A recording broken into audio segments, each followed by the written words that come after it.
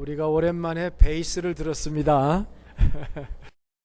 하나님의 말씀 고린도전서 7장 25절로부터 처녀에 대하여는 내가 주께 받은 계명이 없으되 주의 자비하심을 받아서 충성스러운 자가 된 내가 의견을 말하노니 내 생각에는 이것이 좋으니 곧 임박한 환난으로 말미암아 사람이 그냥 지내는 것이 좋으니라. 아멘. 두 절만 읽겠습니다. 오늘은 오늘 말씀은 홀로 사는 자에게 주시는 말씀입니다. 그 홀로 사는 자의 대상은 첫째는 처녀이고요, 둘째는 이혼한 혹은 사별한 독신자이지요. 그동안 설교가 부부들을 중심으로 해왔다고 한다면 오늘은 싱글들이 주제가 되겠습니다. 어떤 분은 오늘 말씀은 내게 해당이 되지 않는다고 생각할 수 있겠지만은, 그러나 이렇게 생각해 보세요. 우리는 언젠가는 누구든지 다 혼자 되게 되어 있다 하는 생각을 하면, 그렇게 해서 이 말씀을 들으면 우리가 우리 자신을 위해서 준비하는 효과도 있지 않은가, 그런 생각을 하게 됩니다. 가끔 제 아내하고 이런 얘기를 합니다. 당신이 먼저 가면 나는 어떻게 사느냐, 그 얘기를 해요. 그때마다 저는 아내에게 이런 얘기를 합니다. 내가 당신을 먼저 보내고 아름답게 장례를 치른 다음에 내가 따라갈 테니까 걱정하지 말아라. 그 반대 상황이 된다면 당신은 살기가 힘들 텐데 하나님께서 절대 그렇게 하지 않을 것을 나는 확실히 믿는다. 이런 이야기를 합니다. 부부가 함께 살다가 배우자가 먼저 떠나고 혼자 남을 때에 그 상실감은 스트레스 넘버 원이에요. 세계에 있는 모든 스트레스를 다 모아놨을 때 넘버 원 스트레스가 그거라는 글을 읽어본 적이 있습니다. 부부가 함께 살다가 의지하며 살던 사람이 내가 싫다고 떠나갈 때의 배신감, 원통함과 허망함, 이런 것 또한 크죠. 이것으로 인해서 삶이 망가지는 경우가 종종 생긴다는 것을 우리가 생각해 본다면 우리는 이런 문제에 대해서 미리 대처할 필요가 있는 것이 분명합니다. 오늘 말씀은 홀로 사는 성도들을 향해서 몇 가지 권면을 합니다. 첫째는 혼자 지내는 것을 불행이라 말하지 말아라 하는 것입니다. 이 말이 오늘 본문에 있는 말은 아니에요. 그러나 오늘 본문의 상황에 딱 맞는 말이다라고 하는 거예요. 일부러 혼자 되려고 할 필요는 없다 할지라도 혼자 되었으면 다시 결혼할 필요도 없다라고 말하는 듯합니다. 바울은 이 말을 명령은 아니라고 얘기를 합니다. 자기 자신의 의견이라고 얘기를 해요. 하나님의 뜻이라고 강변하지는 않겠다, 지금 그런 말씀입니다. 그러나 사도는 왜 이렇게 자기의 의견을 냈는지 우리는 궁금합니다. 사실 성경에 보면은 혼인 명령이라는 게 있습니다. 창세기에 보면은, 창세기 2장에 보면은 이렇게 말씀하셨죠. 여호와 하나님이 이르시되 사람이 혼자 사는 것이 좋지 아니하니 내가 그를 위하여 돕는 배필을 지으리라 하시니라. 여호와 하나님이 아담에게서 취하신 그 갈빗대로 여자를 만드시고 그를 아담에게로 이끌어 오시니 아담이 이르되 이는 내 뼈 중에 뼈요 살 중에 살이라. 이것을 남자에게서 취하였은즉 여자라 부르리라 하니라. 이러므로 남자가 부모를 떠나 그의 아내와 합하여 둘이 한 몸을 이룰지로다. 이 결혼하라는 명령, 이 결혼 명령은 가장 보편적인 하나님의 원리죠. 그러나 여기 다른 예의적인 원리가 하나 있는데, 그것은 혼자 지내는 것도 불행한 것은 아니라는 말씀을 지금 하고 있다는 것입니다. 사도 바울은 왜 혼자 지내라고 권면을 하고 있는 것일까요? 그것은 26절의 말씀과 같이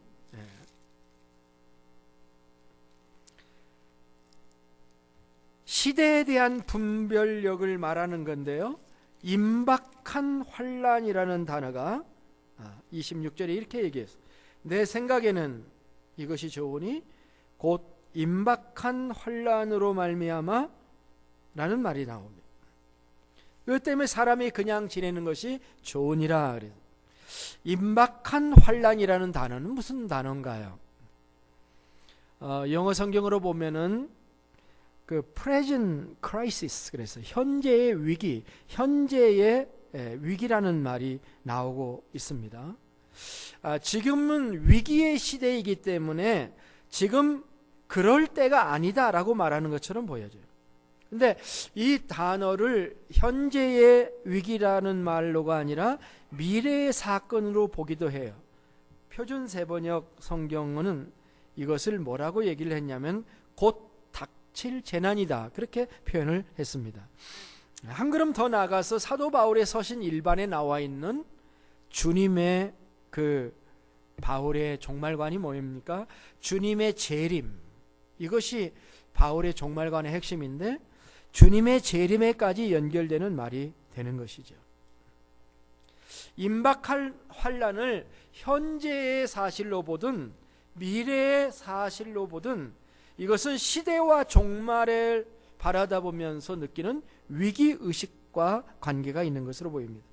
로마서 13장 11절 12절에서 또한 너희가 이 시기를 알거니와 자다가 깰 때가 벌써 되었으니 이는 이제 우리의 구원이 처음 믿을 때보다 가까웠습니다.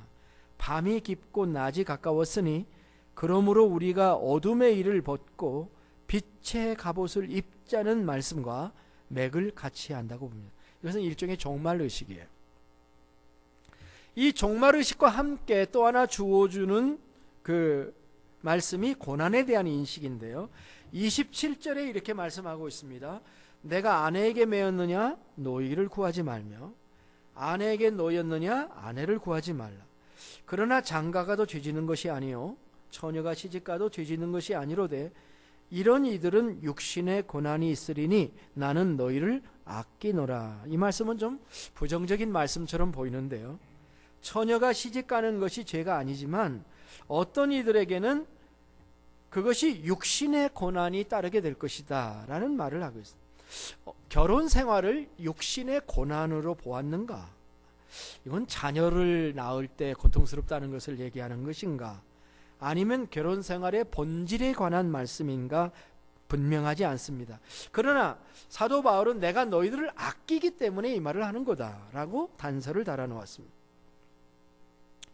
이 위기의식은 시간에 연결이 됩니다.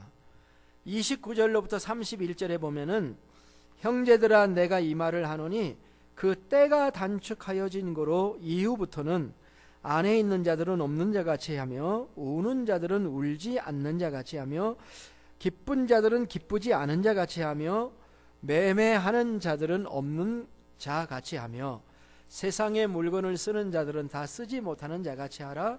이 세상의 의형은 지나감이니라.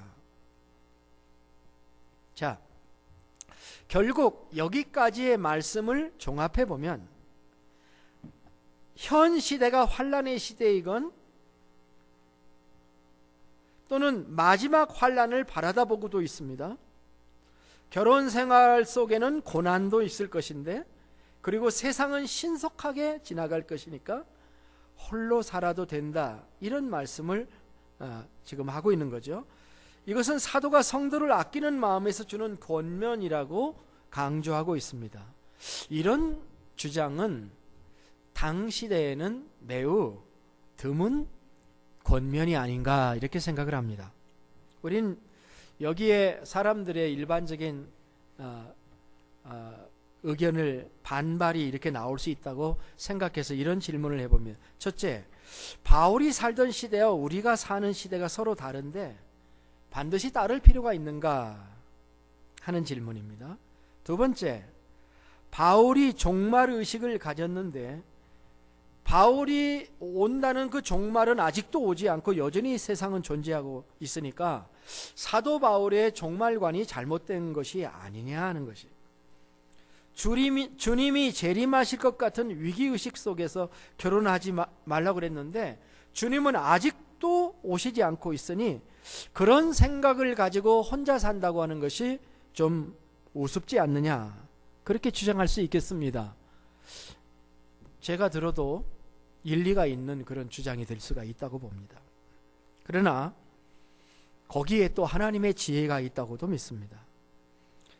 어느 시대의 사람들이 읽어도 이 말씀은 그대로 워킹할 수 있는 말씀이잖아요. 모든 시대에 주시는 말씀이라는 것. 천년을 하루같이, 하루를 천년같이 기다리시는 주님의 사랑과 인내를 볼 수 있는 것임과 동시에 모든 시대에 혼자 된 사람들에게 주시는 은혜의 선물과 같은 말씀이다, 이렇게도 생각해 볼 수 있다라고 하는 것입니다. 이 험한 세상에서 혼자 산다는 것이 얼마나 힘든지를 아느냐, 혼자의 힘으로 살며 또 아이까지 있는 싱글 마음으로 이 세상을 살아간다는 것이 얼마나 어려운데 혼자 살라고 권면을 하느냐라고 반문할 수가 있을 겁니다. 그러나 사도 바울은 우리에게 큰 그림을 보여주고 있는 것입니다. 세상을 보게 해주고 우리의 인생 전체를 보게 해주고 나무만 보지 말고 숲을 보게 해주는 것입니다. 더 큰 그림을 보라는 거예요. 어차피 한 세상이라는 것입니다. 그러니 혼자 있는 것을 불행으로 보지 말라는 것이죠. 혼자 있는 것을 고독이라고 말하지 말라는 것입니다. 그거 우리가 주워 들은 것입니다. 그 고독을 두려워하지 말라는 것이죠. 1987년에 발표된 서정륜이라는 사람의 감성시 홀로서기라고 하는 시가 있습니다. 300만 부 이상 팔렸는데요. 이 시집의 대표작인 홀로서기는 시 제목이기도 하고 책 제목이기도 합니다. 이 시는 6개 문단으로 나눠져 있는데요. 그 중에 이런 몇 가지를 발췌해서 제가 읽어보겠습니다. 가슴이 아프면 아픈 채로, 바람이 불면 고개를 높이 쳐들어서 날리는 아득한 미소, 위태위태하게 부여잡고 있던 것들이 산산이 부서져 버린 어느 날 나는 허전한 뒷모습을 보이며 돌아서고 있었다. 떠나는 사람은 잡을 수 없고 떠날 사람을 잡는 것만큼 자신이 초라할 수 없다. 떠날 사람은 보내어야 한다. 하늘이 무너지는 아픔일지라도 나를 지켜야 한다. 누군가가 나를 차지하려 해도 그 허전한 아픔을 또다시 느끼지 않기 위해 마음의 창을 꼭꼭 닫아야 한다. 아무도 대신 죽어주지 않는 나의 삶, 좀 더 열심히 살아야 되겠다. 숱한 불면의 밤을 새우며 홀로 서기를 익혀야 한다. 자, 이런 시입니다. 신앙생활은 홀로 서기인가? 정확하게 이야기하면 아니라고 생각해요. 우리는 혼자 홀로 서기를 하는 사람들이 아닙니다. 우리에게는 주님이 계시기 때문에. 오늘 말씀에서 읽는 두 번째 메시지는 우리는 혼자 사는 것이 아니라 주님과 함께 산다라고 하는 것입니다. 오늘 32절에서 34절을 보면은 너희가 염려 없기를 원하노라. 장가가지 않는 자는 주의 일을 염려하여 어찌하여야 주를 기쁘시게 할까 하되 장가간 자는 세상 일을 염려하여 어찌하여야 아내를 기쁘게 할까 하며 마음이 갈라지며 시집가지 않은 자와 처녀는 주의 일을 염려하여 몸과 영을 다 거룩하게 하려 하되 시집간 자는 세상 일을 염려하여 어찌하여야 남편을 기쁘게 할까 하느니라. 참 묘하죠. 남편이나 아내를 기쁘게 하는 것을 사도가 세상 일이라고 얘기를 하니까 기분 나쁘시죠? 예? 기분이 전혀 안 나쁜 거 보니까 되게 신앙이 높으신 분이. 조금 있으면 한이데이입니다. 그죠? 조금 있으면 발렌타인데이입니다. 2월 14일. 이 원래 발렌타인의 유래는요, 3세기경 로마 시대로 거슬러 올라간다고 합니다. 당시 결혼은, 당신 로마 시대는 참 이상했나 봐요. 당시 결혼은 황제의 허락하에 할 수 있었어요. 근데 발렌타인이라고 하는 사람이 신부인데, 발렌타인이 서로 사랑하는 젊은이들을 황제의 허락이 없이 결혼시켜준 죄목으로 순교를 당해요. 그가 순교한 다음에 이 날을 축일로 정하고 해마다 이 날에 애인들끼리 사랑의 선물이나 연애 편지를 주고받는 풍습이 생겼다고 합니다. 원래는 남자가 여자에게 선물을 하는 날이 아니고, 여자가 남자에게 선물하는 날도 아니고 피차 선물을 주는 날이었다고 합니다. 우리 남자들에게 은혜가 되죠? 예.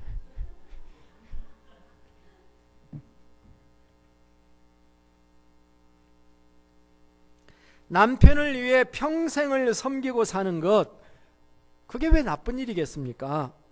마찬가지로 아내를 위해 평생을 바치는 남자의 삶도 감동적입니다.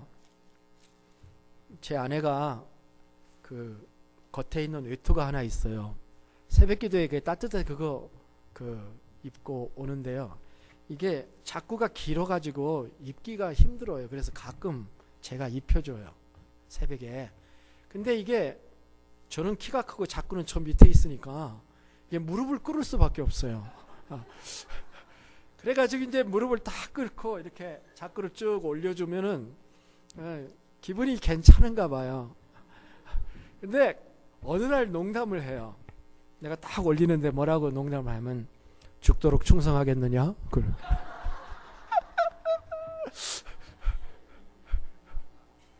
그래서 예, 주님. 또 받아줍니다. 근데 우리가 아내를 기쁘게 하고 남편을 기쁘게 하는 거 나쁜 일이 아닌데, 그런데 말입니다, 여기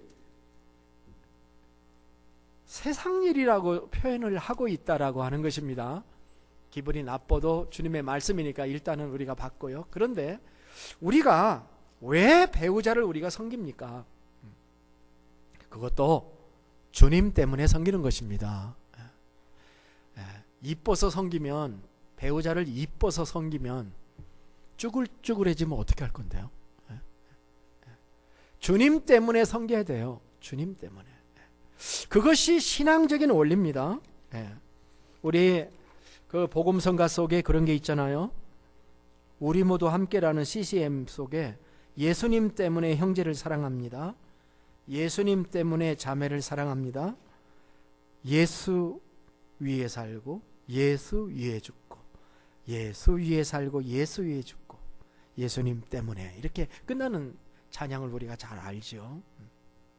자, 위에서 너희가 염려 없기를 원하노라, 이렇게 얘기를 했어요. 이 말이 세상 염려에 대한 이야기입니다.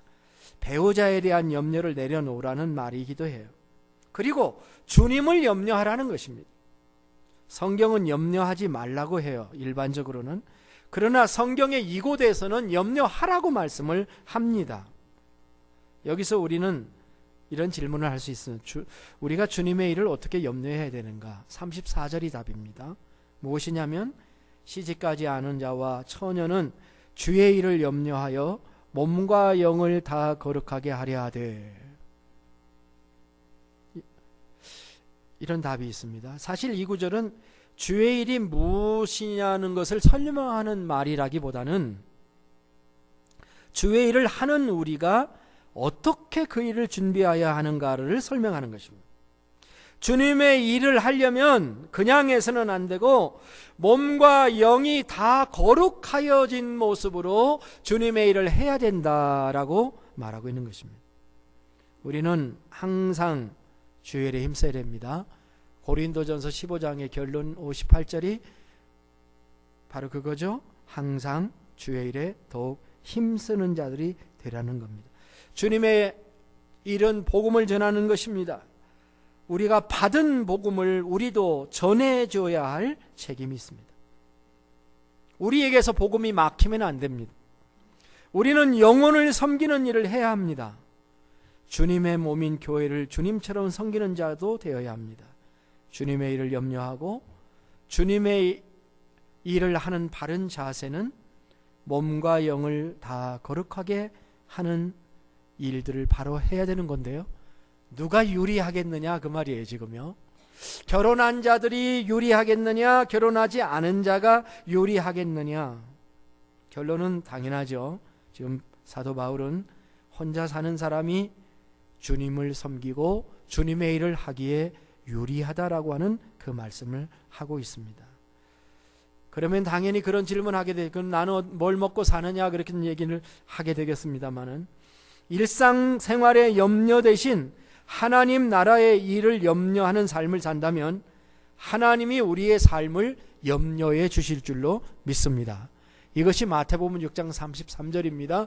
너희는 먼저 그의 나라와 그의 의를 구하면 이 모든 것을 너희에게 더해 주시리라 하고 약속을 하셨습니다. 또 하나 혼자 사는 삶의 유익점의 하나는 흐트러짐이 없이 주님을 섬기는 삶을 살 수 있다는 것입니다.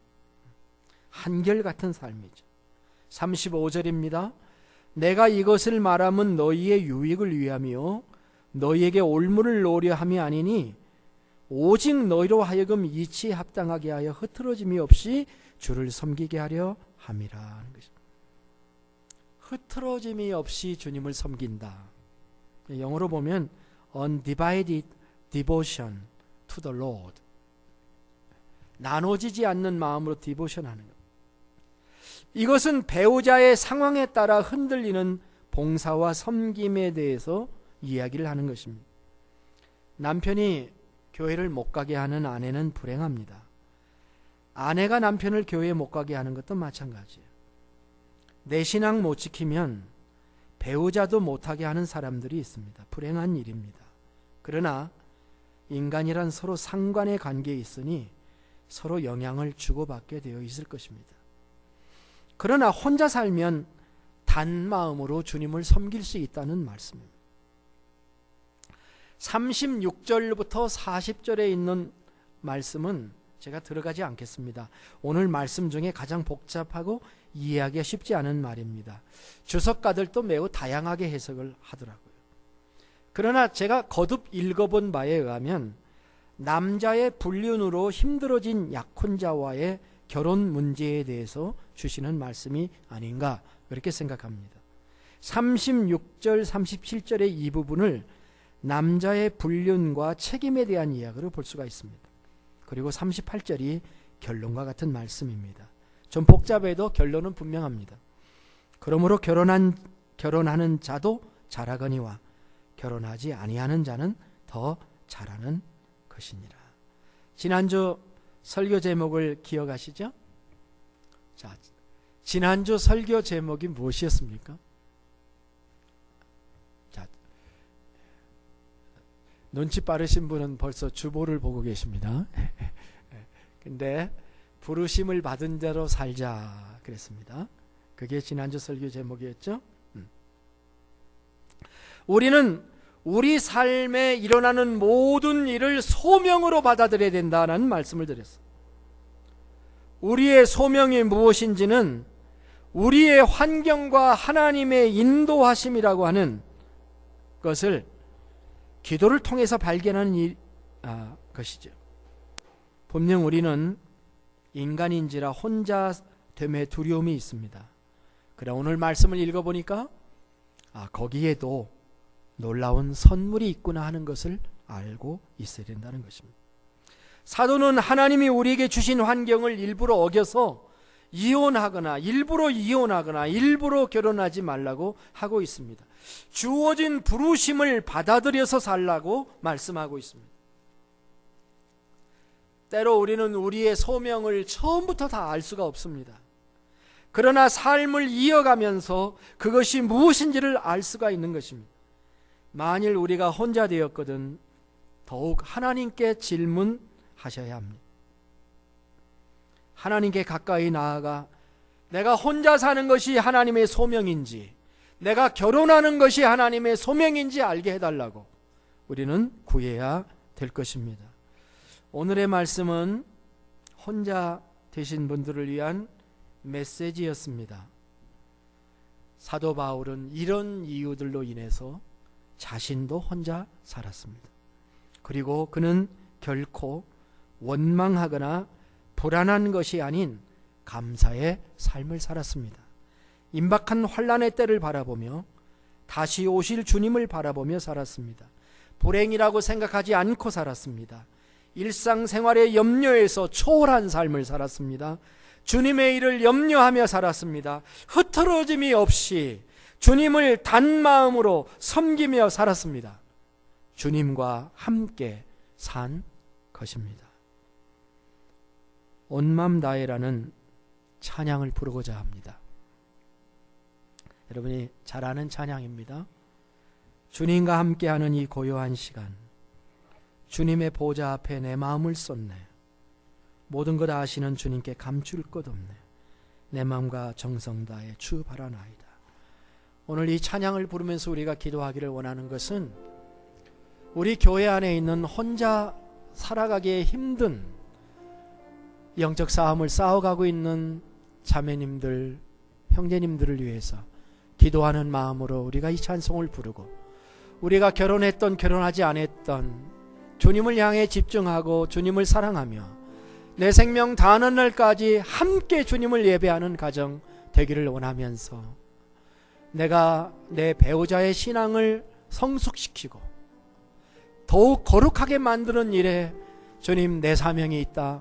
남편의 사명 발견하고 아내의 사명 발견하고, 그리고 우리가 혼자 살 경우에 사도 바울과 같은 바른 마음으로 혼자의 삶을 살면서 하나님의 나라를 향해 가기를 원한다 하는 마음을 가지고 기도하는 심정으로 우리가 함께 이 노래를 부르기를 원합니다. 주님과 함께하는 이 고요한 시간, 주님의 보좌 앞에 내 마음을 쏟네. 모든 걸 아시는 주님께 감출 것 없네. 내 맘과 정성 다해 주 바라나이다. 나 염려하잖아도 내 쓸 것 아시네. 나 오직 주의 얼굴 구하게 하소서. 다해할 수 없을 때라도 감사하며 날마다 순종하며 주 따르오리라. 온 마음 다해 사랑합니다. 온 마음 다해 주 알기 원하네. 내 모든 삶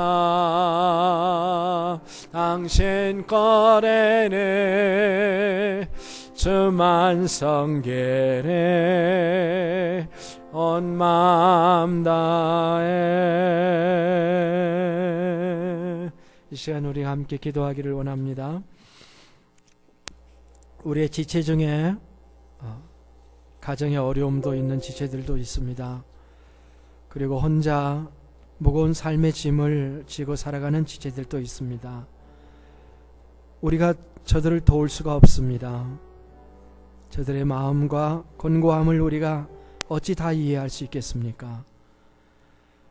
주님께서 저들의 무거운 짐을 져주시고 저들을 주님의 뜻 가운데 사명의 자리로 부르셨으면 감당하게 하여 주시옵소서. 우리가 기도해야 하겠습니다. 또 우리에게 배우자를 허락해 주셨습니다. 배우자를 허락해 주신 것은 그 배우자를 섬기며 티나 주름 잡힌 것이 없는 영광스러운 거룩한 존재로 만들게 하라는 사명을 남편들에게 주셨고, 또 아내들에게는 순종의 그런 사명을 허락해 주셨습니다. 주님, 가정을 이루었거나 혼자 살거나 주님, 저들을 붙잡아 주시고 저들과 동행하여 주시옵소서. 우리가 함께 통성으로 기도하겠습니다.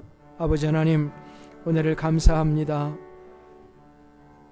하나님께서 한 사람 한 사람을 창조하셨고 인생길을 지금까지 인도해 오셨습니다. 때로는 나 혼자 사는 것 같아 보였지만은 나의 삶 배후에서 주님이 역사해 오셨고 지금도 섭리하고 계신 것을 인해서 감사를 드립니다. 참으로 하나님 앞에 바로 서게 하시고 주님의 힘으로 살아갈 수 있게 해주시고 위기들을 극복하며 더 하나님께 가까이 갈 수 있는 사랑스러운 주의 백성들로 주님 만들어 주시옵소서. 주님을 찬송합니다. 우리의 가정이 주님의 우리의 지체가 모두 다 사도 바울과 같은 바른 생각을 가지고 삶을 받아들여 승리하게 하시고 힘있게 찬송하며 주님과 더불어 동행하는 아름다운 생애 살아갈 수 있도록 도와주시옵소서. 하나님 아버지 은혜를 감사합니다. 오늘 주신 말씀 우리가 의지합니다. 이 말씀이 우리의 힘이 되도록 축복해 주시옵소서. 오늘 신견은 김선경, 김미애, 이윤경, 이강순 네 분의 정성스러운 준비로 우리에게 제공됩니다. 하나님께서 가정마다 심령마다 축복하시고 영육간에 강건하게 해주시며 하나님 앞에 더 가까이 나아가며 주님을 경험하는 행복한 그리스도의 삶 가정되도록 축복하여 주시옵소서. 이제는 우리 주 예수 그리스도의 은혜와 우리 아버지 하나님의 무한하신 사랑하심과 성령의 감동 감화 내주 역사 위로 충만케 하심이 참으로 임박한 환난의 때를 바라다 보며 참으로 이 세상에서 홀로 살지만 흔들리지 않는 견고한 삶을 살며 주님을 섬기며 찬양하며 하나님이 맡겨주신 그 사명을 감당하기 원하는 주의 성도들 위해 영원토록 함께 계실 지어다. 아멘.